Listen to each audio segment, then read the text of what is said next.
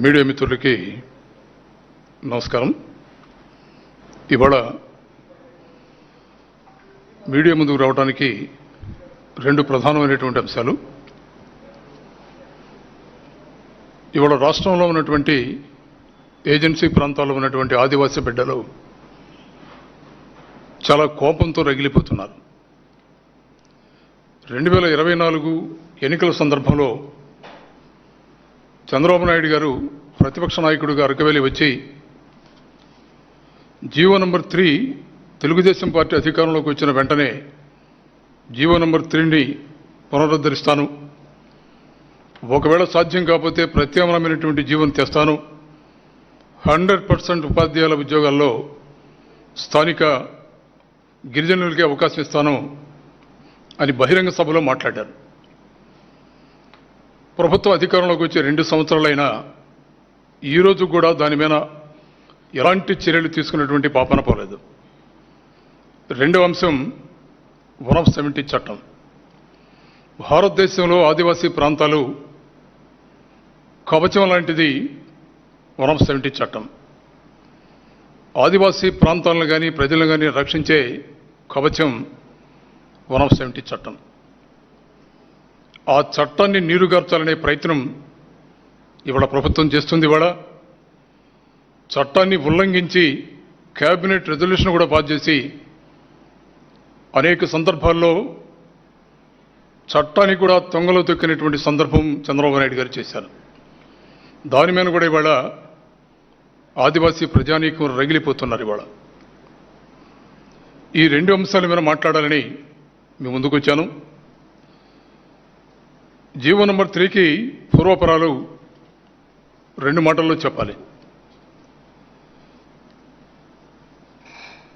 1985 November 5వ తేదీన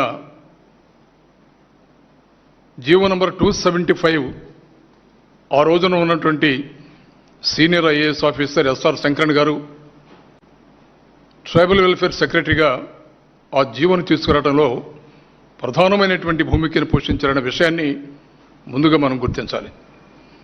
దానికి ప్రధాన కారణం 1985 ప్రాంతంలో ఏజెన్సీ ప్రాంతాల్లో ఉన్నటువంటి విద్యార్థుల్లో 5వ తరగతి వచ్చేటప్పటికే దాదాపు 67% డ్రాప్అవుట్స్ ఉంటున్నారు.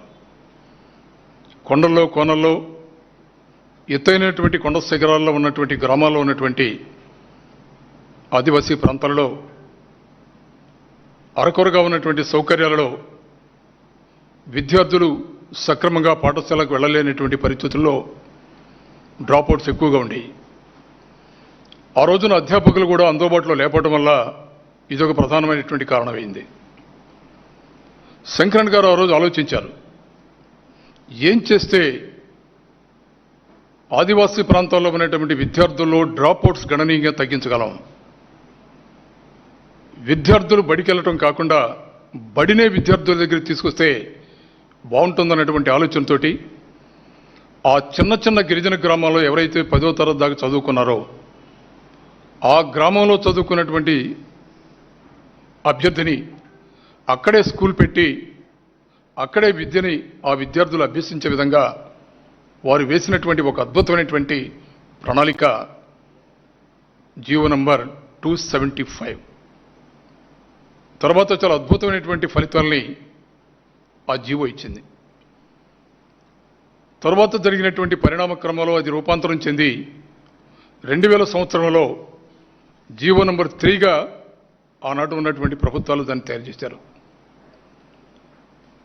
దాని ప్రకారం ఏజెన్సీలో ఉన్నటువంటి ఉపాధ్యాయ ఉద్యోగాలన్నీ కూడా స్థానిక గిరిజనులతోనే నింపాలనేది దాని సారాంశం.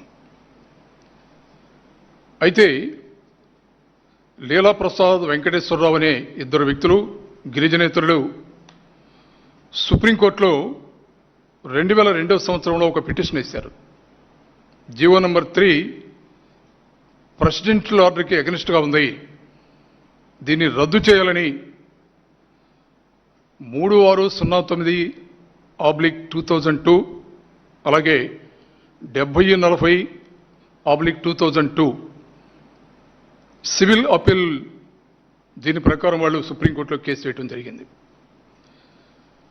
18 సంవత్సరాల పాటు సుదీర్ఘమైనటువంటి వాదనలై సుప్రీంకోర్టులో జరిగాయి. ఆ రోజు ఆనాటి ప్రభుత్వం పెట్టినటువంటి అడ్వకేట్ వెంకటరమణ గారు. ఇక్కడ ఒక విషయం మనం గుర్తించాలి. 18 సంవత్సరాల సుదీర్ఘమైనటువంటి వాదోపవాదాలు జరిగిన తర్వాత అప్పుడు సుదీర్ఘకాలం చంద్రబాబు నాయుడు గారి ముఖ్యమంత్రిగా ఉన్నారు. చాలా కాలం వారు పెట్టినటువంటి న్యాయవాదే వెంకటరమణ గారు. 2002లో 2020లో జీవో నంబర్ 3ని సుప్రీంకోర్టు కొట్టివేసింది. ప్రెసిడెన్షియల్ ఆర్డర్కి అనుకూలంగా లేదన్న ఉద్దేశంతో కొట్టేసింది. అప్పుడు వైఎస్ఆర్ కాంగ్రెస్ పార్టీ అధికారంలో ఉంది. జగన్మోహన్ రెడ్డి గారు ముఖ్యమంత్రిగా ఉన్నారు. జగన్మోహన్ రెడ్డి గారు వెంటనే ఆంధ్రప్రదేశ్ అడ్వకేట్ జనరల్ గారిని, ప్రిన్సిపల్ సెక్రటరీ ట్రైబల్ వెల్ఫేర్ గారిని పిలిపించి గిరిజనులకి రాజ్యాంగపరమైనటువంటి హక్కులు భంగం కలగడానికి వీల్లేదు, 100% ఉద్యోగాలన్నీ కూడా, టీచర్ ఉద్యోగాలన్నీ కూడా ఏజెన్సీ ప్రాంతాల్లో ఉన్నటువంటి గిరిజనులకే చెందాలి, ఇది న్యాయపరమైనటువంటి కోరిక, ఏం చేస్తే బాగుంటుంది అని సమాలోచన చేసిన తర్వాత వెంటనే అడ్వకేట్ జనరల్ సలహాతోటి ట్రైబల్ అడ్వైజరీ కౌన్సిల్ని కాల్ఫర్ చేశారు. మొట్టమొదటి దాని మీద జరిగినటువంటి ట్రైబల్ అడ్వైజరీ కౌన్సిల్ 2020 జూన్ 18వ తారీఖున 111వ ట్రైబల్ అడ్వైజరీ కౌన్సిల్ సమావేశమైంది. ఆ సమావేశంలో జగన్మోహన్ రెడ్డి గారు ఇచ్చినటువంటి సలహా, అడ్వకేట్ జనరల్ గారు ఇచ్చినటువంటి సలహా మేరకి జీవో నంబర్ 3 ప్రత్యామ్నాయ జీవో కనుక తీసుకొస్తే మళ్లీ సుప్రీంకోర్టులో ఎవరైనా కేసు వేస్తే ఆ జీవో కూడా కొట్టివేస్తారు. కాబట్టి దీనికి చట్టబద్ధత కల్పించాలి. ఎలాంటి ప్రత్యామ్నాయ ఏర్పాట్లు చేస్తే చట్టబద్ధత కల్పించగలమో ఆలోచించవలసిందిగా ఆనాటి ముఖ్యమంత్రి జగన్మోహన్ రెడ్డి గారు ఇచ్చిన సలహా మేరకి advocate general, tribal welfare secretary, సంబంధించినటువంటి అధికారులు మొత్తం కూడా కూర్చొని దీని మీద క్షుణ్ణంగా పరిశీలించి దీనికి చట్టబద్ధత కల్పించాలి. ఆల్టర్నేట్ జీవో కాదు కావాల్సింది, చట్టబద్ధంగా రాజ్యాంగంలోని 5వ షెడ్యూల్లో క్లాజ్ 5లో 2ని అమెండ్ చేస్తేనే ఇది సాధ్యమవుతుంది అని advocate general, tribal welfare secretary వారు సమాలోచన చేసి ప్రభుత్వానికి ఒక నివేదిక ఇచ్చారు. దాని ప్రకారం మళ్ళీ 112 ట్రైబల్ అడ్వైజరీ కౌన్సిల్ మీటింగ్ జరిగింది, 113 ట్రైబల్ అడ్వైజరీ కౌన్సిల్ మీటింగ్ జరిగింది. ఈ 2-3 సమావేశాల్లో కూడా ఆ రోజు ప్రభుత్వ ఆదేశాల ప్రకారం తప్పకుండా దీనికి ప్రత్యామ్నాయ జీవో సరికాదు, చట్టబద్ధత కల్పించేస్తేనే, చట్టబద్ధత కల్పించాలంటే తప్పకుండా రాజ్యాంగంలో ఉన్నటువంటి 5వ షెడ్యూల్లో క్లాజ్ 5ని 2ని సవరించగలిగితేనే ఇది సాధ్యమవుతుందన్నటువంటి ఆలోచన చేసి చాలా మంచి డ్రాఫ్ట్ను కూడా ఆ రోజు తయారు చేయడం జరిగింది. అది ఆ రోజు ట్రైబల్ అడ్వైజరీ కౌన్సిల్ ఇచ్చినటువంటి రెజల్యూషన్ కూడా మీరు ఒక్కసారి ఇక్కడ చూడొచ్చు. ఇది స్పష్టంగా ఈ రెజల్యూషన్ ఆ రోజు ఎందుకు చెప్తున్నామంటే, ఇవాళ ఉన్నటువంటి ట్రైబల్ మినిస్టర్ గుమ్మడి సంధ్యారాణి గారు పదే అబద్ధాలు వల్లిస్తున్నారు. ఆవిడ జగన్మోహన్ రెడ్డి గారి ప్రభుత్వంలో జీవో నంబర్ 3కి సంబంధించి ఎలాంటి ప్రతిపాదన చేయలేదని, కనీసం అడ్వకేట్ను కూడా పెట్టలేదన్నటువంటి వాదనలో పదే ఆవిడ మాట్లాడుతున్నారు. మంత్రి గారు, ఇది సరైనటువంటి విధానం కాదు. ఒక్కటి గుర్తుపెట్టుకోండి, మీ నాయకుడు రాష్ట్ర ముఖ్యమంత్రి చంద్రబాబు నాయుడు గారు ఎన్నికల సందర్భంలో అరకు వ్యాలీ వచ్చి వారు మాట్లాడినటువంటి మాటల్ని ఒక్కసారి మనం తెర మీద చూద్దాం. మీ అందరినీ కోరుతున్నా, మళ్ళీ తెలుగుదేశం పార్టీ హయాంలో జీవో నెంబర్ 3 తీసుకొచ్చి ఇక్కడ ప్రాంతంలో ఉండే ఉద్యోగాలు మీకే ఇచ్చే బాధ్యత మేము తీసుకుంటాం.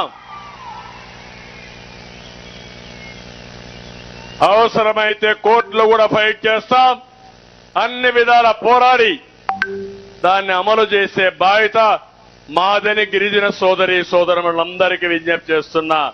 ఒకటే మీ అందరినీ కోరుతున్నా, మళ్ళీ తెలుగుదేశం పార్టీ హయాంలో జీవో నెంబర్ 3 తీసుకొచ్చి ఇక్కడ ప్రాంతంలో ఉండే ఉద్యోగాలు మీకే ఇచ్చే బాధ్యత మేము తీసుకుంటాం. చంద్రబాబు నాయుడు గారు, ఇవాళ మిమ్మల్ని ప్రశ్నిస్తున్నాను నేను. ఎన్నికల సందర్భంలో గిరిజనులకు సంబంధించి వారిని ఉద్దేశించి మీరు మాట్లాడుతూ ఇచ్చినటువంటి మాట ఈ మాట. మీరు అధికారాన్ని చేపట్టి దాదాపు 2.5 సంవత్సరాలు కావస్తుంది. కనీసం ఒక్క ప్రయత్నమైనా సరే జీవో నెంబర్ 3ని మళ్లీ పునరుద్ధరించాలని, లేదా ప్రత్యామ్నాయ ఏర్పాట్లు చేయాలని, లేదా ట్రైబల్ అడ్వైజరీ కౌన్సిల్ని మీట్ చేసి ఒక ప్రతిపాదన తయారు చేసే విషయాన్ని కానీ కనీసం చేశారా మీరు? ఇచ్చిన మాటను నెరవేర్చబోగా ప్రజానీకాన్ని మోసం చేయడం అనేది మీకు బాగా అలవాటు. అందులో భాగంగానే ఇవాళ మీరు ఈ మాట మాట్లాడుతున్నారు. మీరు ఎన్నికల సందర్భంలోనే కాదు, 2024లో ఇవ్వగలమనే మీ పార్టీ మేనిఫెస్టో తోటి ఎన్నికలకు వచ్చారు మీరు. ఆ మేనిఫెస్టోలో 5వ పేజీలో ఎస్సీ ఎస్టీ సంక్షేమం అనే దానిలో ప్లీజ్ ప్లే చేయండి. 4వ పాయింట్గా మీరేం మాట్లాడారు అక్కడ? ఏజెన్సీలో ఆదివాసీ ఉపాధ్యాయుల నియామకం జీవో 3 పునరుద్ధరణ.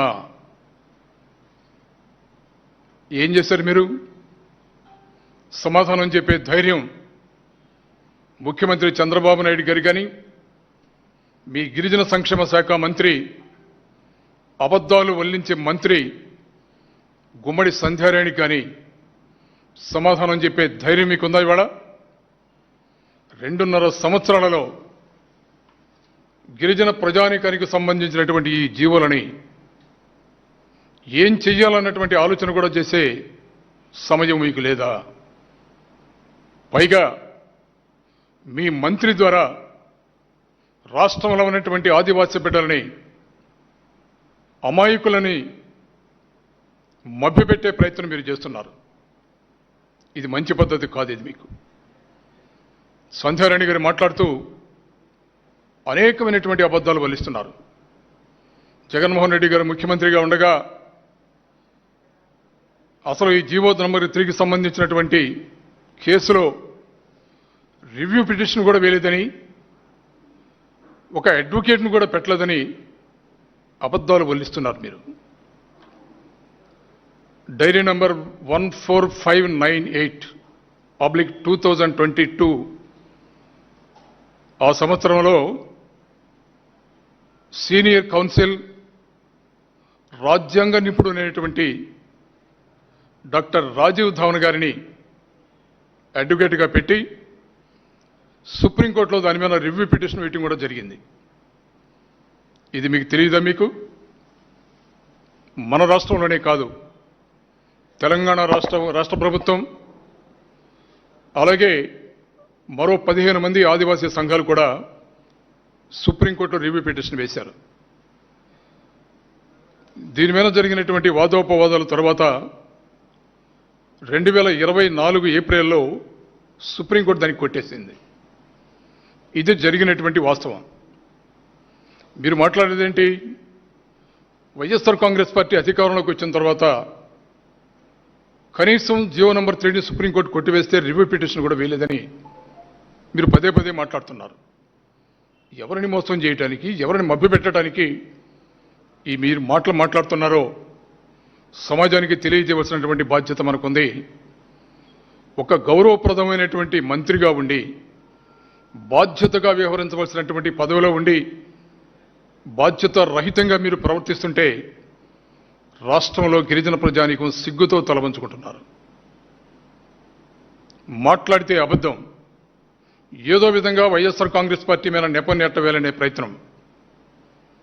కనీసం మీ డిపార్ట్మెంట్లో ఉన్నటువంటి, ఆఫీసులో ఉన్నటువంటి ఫైల్స్ కూడా మీరు చూడరా? మీరు ఇవాళ ఒక్కసారి వెళ్ళి మీ డిపార్ట్మెంట్లో జీవో నంబర్ 3కి సంబంధించినటువంటి గతంలో ప్రభుత్వం చేసినటువంటి ప్రయత్నాలు ఏంటనేది ఒక్కసారి ఫైల్స్ తిరగేయండి, వాస్తవాలు మీకు అర్థమవుతాయి. మీకు అంతేకాదు,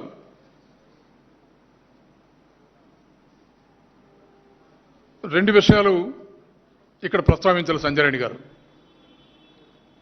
సంవత్సరం క్రితం హడావుడిగా దీనికి సంబంధించినటువంటి సమాలోచన చేయాలని కొన్ని ఐటీడీఏ ప్రాంతాలు తిరిగి ట్రైబల్ వెల్ఫేర్ ఆఫీసర్తో సమావేశాలు పెట్టి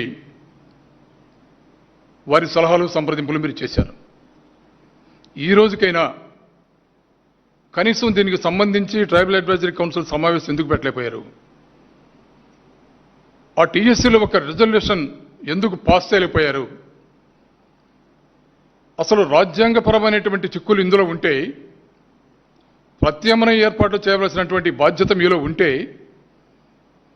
మేము వైఎస్ఆర్ కాంగ్రెస్ పార్టీ అధికారంలో ఉన్నప్పుడు జగన్మోహన్ రెడ్డి గారు ముఖ్యమంత్రిగా రాజ్యాంగం ప్రకారం రావాల్సినటువంటి హక్కులకి గిరిజన ప్రజానీకానికి నష్టం జరగడానికి వీల్లేదు అని 1-3 సార్లు ట్రైబల్ అడ్వైజరీ కౌన్సిల్ మీటింగ్ పెట్టి ఆ రిజల్యూషన్ తీసుకొని ట్రైబల్ వెల్ఫేర్ సెక్రటరీ గారు, అడ్వకేట్ జనరల్ ఇద్దరి ఆలోచనలతోటి లా నిపుణులను కూడా సంప్రదించి కేవలం రాజ్యాంగంలోని ఆర్టికల్ 371D దాని ప్రకారం 5th షెడ్యూల్లో 5 క్లాజ్ని 2ని అమెండ్మెంట్ చేస్తేనే ఇది సాధ్యమవుతుంది. తద్వారా ప్రెసిడెన్షియల్ ఆర్డర్ని తీసుకురాగలిగితేనే దీనికి శాశ్వత పరిష్కారం ఉంటుందని ఒక నోటు తయారు చేసి కేంద్రానికి పంపించే ప్రయత్నం సంపూర్ణంగా మేము చేశాం ఆ రోజున. మీకు చేతనైతే ఆ ప్రపోజల్స్ అన్నీ కూడా ఇవాళ ట్రైబల్ వెల్ఫేర్ డిపార్ట్మెంట్లో ఉన్నాయి, అవి స్టడీ చేయండి. అదేవిధంగా ప్రపోజల్ మీరు సెంట్రల్ గవర్నమెంట్కి పంపించి ఆ ప్రయత్నాన్ని మీరు చేయండి. ఒకవేళ వైఎస్ఆర్ కాంగ్రెస్ పార్టీ చేసిన ప్రయత్నం ఆ క్రెడిట్ అంతా వైఎస్ఆర్ కాంగ్రెస్ పార్టీకి వస్తుందనేమని మీరు భయపడితే ట్రైబల్ అడ్వైజరీ కౌన్సిల్ని సమావేశపరచండి, అక్కడ రిజల్యూషన్ తీసుకోండి, తద్వారా శాశ్వత పరిష్కార మార్గం కనుగొనండి. ఇప్పటికే వేలాది ఉద్యోగాలు ఆదివాసీ ప్రాంతాల్లో ఉన్నటువంటి ఆదివాసీ బిడ్డలు నష్టపోయినటువంటి పరిస్థితి ఉంది. ఇవాళ మొన్న జరిగినటువంటి డిఎస్సీలో కానివ్వండి, అంతకు ముందు పరిస్థితుల్లో కానివ్వండి, వేలాదిగా ఉన్నటువంటి గిరిజనులు చదువుకొని ఉద్యోగులు లేక నిరుద్యోగులుగా ఇబ్బందులు పడుతున్నటువంటి పరిస్థితులు ఇవాళ మనం చూస్తున్నాం. గిరిజన సమాజాన్ని ముందుకు తీసుకువెళ్లాలంటే అక్షరాస్యులైనటువంటి గిరిజనులకి ఉద్యోగ అవకాశాలు కల్పించండి. అంతేగాని కళ్ళబొల్లి కబుర్లతోటి కాలక్షేపం చేసే ప్రయత్నాన్ని చేయకండి. మీరు ఇంకా 2-3 మాటలు మాట్లాడారు. మీరు జగన్మోహన్ రెడ్డి గారు ముఖ్యమంత్రిగా ఏమీ చేయలేదట ఆదివాసీ బిడ్డలకి, ఏమీ చేయలేదా? ఒక్కసారి జగన్మోహన్ రెడ్డి గారు ముఖ్యమంత్రిగా ఉండగా గడిచిన 5 సంవత్సరాల్లో గిరిజన ప్రాంతాన్ని, గిరిజన ప్రజానీకాన్ని హక్కున చేర్చుకొని ఎన్నో బ్రహ్మాండమైనటువంటి సంక్షేమ కార్యక్రమాలు అభివృద్ధి చేసినటువంటి కార్యక్రమాలు ఆదివాసీ ప్రాంత ప్రజానీకానికి తెలుసు. ఏజెన్సీ ప్రాంతాల్లో గతంలో చాలా మరణాలు సంభవించాయి. దీనికి పూర్తి స్థాయిలో ఆదివాసీ బిడ్డల్ని కాపాడాలనే ప్రధాన ఆలోచనతో పాడేరులో ఒక మెడికల్ కాలేజీని తీసుకొచ్చినటువంటి ఘనత జగన్మోహన్ రెడ్డి గారిది. చంద్రబాబు నాయుడు గారు ఎప్పుడన్నా ఆలోచించారా? ఏజెన్సీ ప్రాంతాల్లో మెడికల్ కాలేజీ కావాలని ఆలోచన చేస్తారా? రాష్ట్రంలో ఉన్నత విద్యావంతులు అయినటువంటి ఆదివాసీ బిడ్డలను తయారు చేయాలనేటువంటి బ్రహ్మాండమైనటువంటి సంకల్పంతో ఆదివాసీ ప్రాంతంలోనే సాలూరు ప్రాంతంలో ట్రైబల్ యూనివర్సిటీకి స్థల సేకరణ చేసి బ్రహ్మాండంగా నిర్మాణం చేస్తున్నటువంటి పరిస్థితి జగన్మోహన్ రెడ్డి గారిది. కురుపాములో ట్రైబల్ ఇంజనీరింగ్ కాలేజీ ట్రైబల్ ప్రాంతాల్లో పెట్టి ఉన్నతమైన విద్యని ఇంజనీర్లను తయారు చేయాలనేటువంటి ఆలోచనతో ఇంజనీరింగ్ కళాశాలను ఏర్పాటు చేసినటువంటి ఘనత జగన్మోహన్ రెడ్డి గారిది. రాష్ట్రంలో ఉన్నటువంటి గిరిజన ప్రాంతాల్లో 5 సూపర్ స్పెషాలిటీ హాస్పిటల్స్ పెట్టి రాష్ట్రంలో ఉన్నటువంటి 32 లక్షల మంది ఆదివాసీ బిడ్డల ఆరోగ్యాన్ని సంపూర్ణంగా పరిరక్షించాలన్నటువంటి ఆలోచన చేసినటువంటి గొప్ప వ్యక్తి జగన్మోహన్ రెడ్డి గారు 5 సంవత్సరాల పాలనలో ప్రత్యక్షంగా బడ్జెట్ ద్వారా దాదాపు 23,700 కోట్ల రూపాయలు ఖర్చు పెట్టినటువంటి ఘనత జగన్మోహన్ రెడ్డి గారిది. అంతేకాదు భూమి కోసం భక్తి కోసం వందల సంవత్సరాల నుంచి ఎన్నో ఆదివాసీ పోరాటాలు ఈ దేశంలో జరిగినాయి. 2005 సంవత్సరంలో జరిగినటువంటి అటవీ హక్కుల చట్టం మొట్టమొదటిసారిగా ఈ రాష్ట్రంలో ఇంప్లిమెంట్ చేసిన ఘనత ఉమ్మడి రాష్ట్రంలో ఆ రోజు ముఖ్యమంత్రిగా ఉన్నటువంటి డాక్టర్ వైఎస్ రాజశేఖర రెడ్డి గారిది. 6,54,000 ఎకరాలు భారతదేశ చరిత్రలోనే ఏ రాష్ట్రంలో కూడా లేని విధంగా మొట్టమొదటిసారిగా రాజశేఖర రెడ్డి గారు ఇంప్లిమెంట్ చేశారు. ఆ తరువాత మళ్ళీ 2019 నుంచి 2024 దాకా ముఖ్యమంత్రిగా ఉన్నటువంటి జగన్మోహన్ రెడ్డి గారు ఈ రాష్ట్రంలో అటవీ హక్కుల చట్టం క్రింద ఎవరైతే కొండల్లో కోనల్లో పొడు ద్వారా వ్యవసాయం చేసుకుంటున్నారో దాదాపు 3,26,000 ఎకరాలని భూ పంపిణీ చేసినటువంటి ఘనత ఆదివాసీ బిడ్డలకి ఒక్క జగన్మోహన్ రెడ్డి గారు. గతంలో ఈ 2.5 సంవత్సరాలలో అధికారం చేపట్టినటువంటి చంద్రబాబు నాయుడు గారు సెంటు భూమినైనా సరే అటవీ హక్కుల చట్టం క్రింద ఆదివాసీ బిడ్డలకి పంపిణీ చేయగలిగారా? ఇవన్నీ మీకు అభివృద్ధిగా సంక్షేమాలుగా మీకు కనబట్లేదా? మంత్రిగా సంధ్యారెడ్డి గారు ఆలోచన చేయండి. మాట్లాడేటప్పుడు విశ్లేషించండి. గత ప్రభుత్వాలు ఏం చేశాయి, జగన్మోహన్ రెడ్డి గారు ముఖ్యమంత్రిగా ఆదివాసీ ప్రాంతాలకి ఆదివాసీ బిడ్డలకు ఎలాంటి కార్యక్రమాలు చేశారు ఆలోచన చేసి మాట్లాడండి. మీ ఇష్టం వచ్చినట్టు నిందలు వేస్తే రాష్ట్రంలో ఉన్నటువంటి ఆదివాసీ బిడ్డలు చూస్తూ ఊరుకుంటారని అపోహపడకండి. మీరు ఈ జీవో నంబర్ 3కి సంబంధించి మా ఆలోచన ఒకటే. ఇవాళ రాష్ట్ర వ్యాప్తంగా ఉన్నటువంటి ఆదివాసీ బిడ్డలు జీవో నంబర్ 3కి ప్రత్యామ్నాయ ఏర్పాట్లు కావాలి. అది కూడా తాత్కాలికమైనటువంటి జీవోలు మాకు అక్కర్లేదు. శాశ్వత ప్రాతిపదికన ఒక ప్రెసిడెన్షియల్ ఆర్డర్ వచ్చే విధంగా తయారు చేయండి, మా ఉద్యోగం మాకు ఇవ్వండి అని వారు గళమెత్తి మాట్లాడుతున్నారు. ఇవాళ రాష్ట్రంలో ఏ ఆదివాసీ ప్రాంతాల్లో ఏ ఆదివాసీ సంఘాలు జీవో నంబర్ 3 గురించి గళమెత్తినా వైఎస్ఆర్ కాంగ్రెస్ పార్టీ మద్దతుగా ఉంటుంది. మా వైఎస్ఆర్ కాంగ్రెస్ పార్టీ ఆలోచన, జగన్మోహన్ రెడ్డి గారి ఆలోచన ఆదివాసీ ప్రాంతాలని ఆదివాసీ బిడ్డలను రక్షించాలని, రాజ్యాంగపరమైనటువంటి హక్కుల్ని వాళ్ళకి అందేలా చేయటమే మా ప్రధానమైనటువంటి ధ్యేయం. ఖచ్చితంగా ఆదివాసీ ప్రాంతంలో ఉన్నటువంటి బిడ్డల్లో గతంలో ఎన్నడూ లేని విధంగా రాజకీయ చైతన్యం వస్తుంది, సామాజిక చైతన్యం ఉంది ఇవాళ. అందుకే గతంలో చంద్రబాబు నాయుడు గారు ఇచ్చినటువంటి మాట నిలబెట్టుకోవాలి. గతంలో జగన్మోహన్ రెడ్డి గారు చేసినటువంటి ప్రయత్నాన్ని ముందుకు తీసుకువెళ్ళాలి. తాత్కాలికమైనటువంటి జీవో నంబర్ 3కి ప్రత్యామ్నాయం కాదు మాకు కావాల్సింది, శాశ్వతంగా చట్టబద్ధత కలిగినటువంటి ప్రెసిడెన్షియల్ ఆర్డర్ మాకు కావాలి.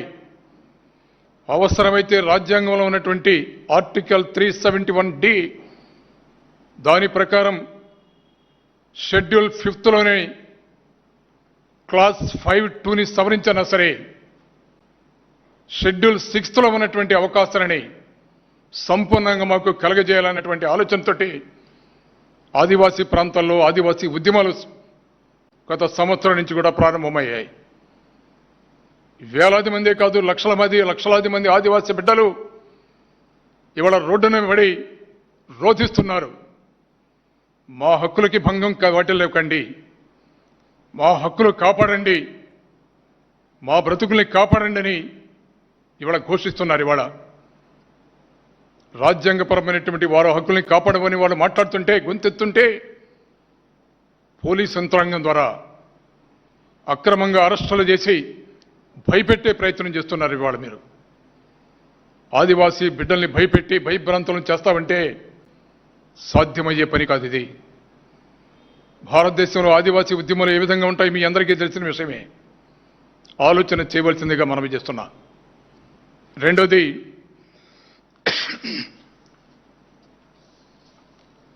170 భారతదేశంలో ఆదివాసీ ప్రాంతాలకి రక్షణ కవచం 170 చట్టం. ఆదివాసీ ప్రాంతాల్లో ఉన్నటువంటి భూమిని భూ బదలాయింపులు జరగకుండా చేసినటువంటి గిరిజనేతరులు అక్రమంగా ఆక్రమించుకోకుండా చేసినటువంటి చట్టం 170 చట్టం. కొద్దిమంది ఆదివాసేతరులు ఈ చట్టాన్ని సవాల్ చేస్తూ 2025 సంవత్సరంలో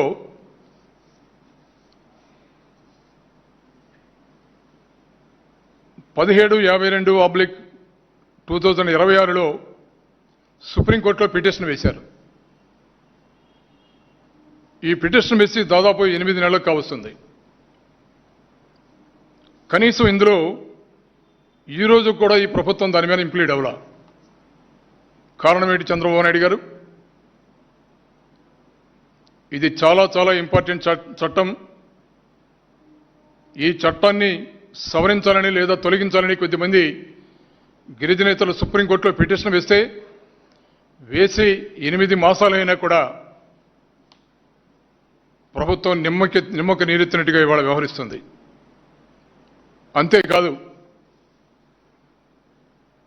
2025 జూన్ 30న జరిగినటువంటి కేబినెట్ సమావేశంలో మీరు అల్లూరి సీతారామరాజు జిల్లా పెదకోట ప్రాంతంలో హైడ్రో పవర్ ప్రాజెక్టుకి గిరిజనేతరులకు మీరు అనుమతినిస్తూ కేబినెట్లో ఒక రెజల్యూషన్ పాస్ చేశారు. ముఖ్యమంత్రిగా చట్టాన్ని గౌరవించవలసినటువంటి బాధ్యత కలిగినటువంటి మీరు గిరిజనులకు సంబంధించినటువంటి రాజ్యాంగపరమైనటువంటి హక్కుల్ని కాపాడవలసినటువంటి బాధ్యత కలిగినటువంటి మీరు ఏ విధంగా 170 చట్టం ఉందని తెలిసి కూడా దానికి వ్యతిరేకంగా కేబినెట్లో రెజల్యూషన్ పాస్ చేసి గిరిజనేతలకు పర్మిషన్ ఇస్తారు అంటే మీ ఆలోచన ఏమిటో? దానివల్ల ఆ ప్రాంతంలో ఉన్నటువంటి వందలాది గ్రామాలు తీవ్రమైనటువంటి నష్టాన్ని కష్టాన్ని చవిచూసే పరిస్థితి వస్తుంది. వేలాది మంది గిరిజనులు నిరాశ్రయ ప్రమాదం అనేటువంటి ముంచుకొస్తుంది. ఇవాళ ఏజెన్సీ ప్రాంతంలో 170 చట్టాన్ని ధిక్కరించి ఉల్లంఘించి అక్కడ హైడ్రో పవర్ ప్రాజెక్టులు చేయడానికి వీల్లేదని దాదాపు సంవత్సరాల కాలం నుంచి గిరిజన సంఘాలు ఆదివాసీ బిడ్డలు ఉద్యమాలు చేస్తుంటే అనేక సందర్భాల్లో నేను కూడా శాసన మండలిలో ప్రస్తావించాను. కానీ ఈరోజు కూడా దాని మీద ఈ ప్రభుత్వం స్పందించడంలా. పైగా 8 నెలల క్రితం గిరిజనేతరులు వేసినటువంటి సుప్రీంకోర్టులో వేసినటువంటి ఒక పిల్కి దానిలో ఈరోజు కూడా మీరు ఇంప్లీట్ కాలేనటువంటి పరిస్థితి. మీరు దీన్ని బట్టి మీ ఆలోచన సరళేమిటో ఇవాళ స్పష్టంగా ఆదివాసీ బిడ్డలకు అర్థమవుతుంది. అందుకే ఆదివాసీ ప్రాంతాల్లో ఆదివాసీ బిడ్డలు ఉద్యమిస్తున్నారు. ఇవాళ వైఎస్ఆర్ కాంగ్రెస్ పార్టీ కూడా గళం విప్పుతుంది. ఇవాళ ఈ రాష్ట్రంలో ఏ గిరిజన ప్రజానికానికైనా సరే, ఆదివాసీ ప్రాంతాలకైనా సరే కష్టం వచ్చినా నష్టం వచ్చినా వారికి అండగా ఉండేందుకు వైఎస్ఆర్ కాంగ్రెస్ పార్టీ ఉంది. ఇవాళ జగన్మోహన్ రెడ్డి గారు అండగా ఉంటారు. ఇవాళ రేపు ఎల్లుండి పాడేరు ప్రాంతంలో రేపు ఈ 2 కార్యక్రమాలకి వ్యతిరేకంగా జీవో నంబర్ 3కి ప్రత్యామ్నాయం కావాలని, 170 చట్టమైన ప్రభుత్వం స్పందించాలని భారీ ర్యాలీ గిరిజన సంఘం ఇవాళ అనేకమైనటువంటి గిరిజన సంఘాలు ఇవాళ రేపు పాడేరులో ఉద్యమిస్తున్నాయి. తప్పకుండా వైఎస్ఆర్ కాంగ్రెస్ పార్టీ దానికి సంఘీభావం ప్రకటిస్తున్నాం. అలాగే 8వ తారీఖు రాష్ట్రంలో ఉన్నటువంటి ఏజెన్సీ ప్రాంతాలని బంద్ని ప్రకటించారు. తప్పకుండా వైఎస్ఆర్ కాంగ్రెస్ పార్టీ సంఘీభావం ప్రకటిస్తుంది. రాజ్యాంగపరమైనటువంటి హక్కులు ఆదివాసీ బిడ్డలకి కల్పించడం అనేది ప్రభుత్వాల కనీస బాధ్యత. ఆ బాధ్యతతో ఈ ప్రభుత్వం వ్యవహరించవలసిందిగా రాజ్యాంగపరమైనటువంటి హక్కుల్ని ఉల్లంఘిస్తూ చేస్తున్నటువంటి ఈ ప్రభుత్వం ప్రధానంగా చంద్రబాబు నాయుడు గారి ఆలోచన విధానం మారాలి. ఇష్టం వచ్చినట్లు అబద్ధాలు వల్లించే ట్రైబల్ వెల్ఫేర్ మినిస్టర్ గుమ్మడి సంధ్యారెడ్డి గారు ఆలోచన చేయండి. ఒక ఆదివాసీ బిడ్డగా ప్రాంతాలని ప్రజలను రక్షించుకోవడం మీ బాధ్యత కూడా. గతంలో చంద్రబాబు నాయుడు గారు ఇచ్చినటువంటి మాటను నిలబెట్టుకునే విధంగా మాకు కావాల్సింది ప్రత్యామ్నాయమైనటువంటి జీవోలు కాదు, శాశ్వత పరిష్కార మార్గాలు. ప్రెసిడెన్షియల్ ఆర్డర్ మాకు కావాలని కూడా ఆదివాసీ సంఘాలు ఘోషిస్తున్నాయి. 170 చట్టాన్ని కనుక తాగితే ఆదివాసీ ప్రాంతాలు భగ్గుమంటాయి. స్పందించవలసిందిగా కోరుతున్నాం. ధన్యవాదాలు.